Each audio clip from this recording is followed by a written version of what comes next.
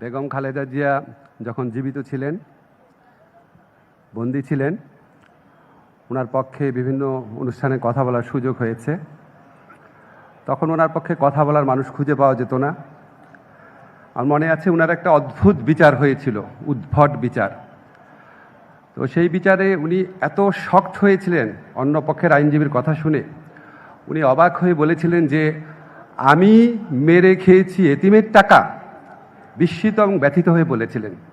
এই বাক্যটাকে বিচারক লিখেছিল যে বেগম যে নিজেই স্বীকার করেছেন যে উনি কাজটা করেছেন। এত জঘন্য বিচার, আমি আইনের ছাত্র হিসেবে বলি, এত জঘন্য একটা বিচার হয়েছে, এটার বিপক্ষে বিবৃতি লিখে দাঁড়ে দাঁড়ে ঘুরেছি, মানে ফোন করেছি বিভিন্ন মানুষকে। 4 জনের বেশি রাজি হয় নাই যে হাইকোর্টে কি করবে না করবে। উনি যখন মুমূর্ষ অবস্থায় ওনাকে চিকিৎসার জন্য যেন বিদেশে পাঠানো হয়, 4 জনের তো বিবৃতি হয় না, এই জন্য পত্রিকা ধরে দিতে পারে নাই। চিকিৎসার জন্য যেন বিদেশে পাঠানো হয়। আবার কত মানুষকে অনুনয় বিনয় করেছি, অনেকের ইচ্ছা ছিল, সাহস করেন নাই। তো আজকে আমার ভাল লাগছে, সবাই আমরা মুক্তভাবে বেগম জিয়ার প্রতি ভালোবাসা এবং শ্রদ্ধা ব্যক্ত করতে পারছি। আল্লাহর কাছে হাজার শুকর, জুলাই গণঅভ্যুত্থানকারীদের প্রতি কৃতজ্ঞতা।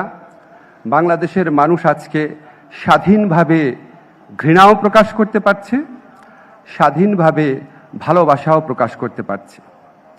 এই জন্য এক নেত্রীর ঠাঁই হয়েছে মানুষের হৃদয়ে, আরেকজনের ঠাঁই হয়েছে বিতাড়িত ভূমিতে।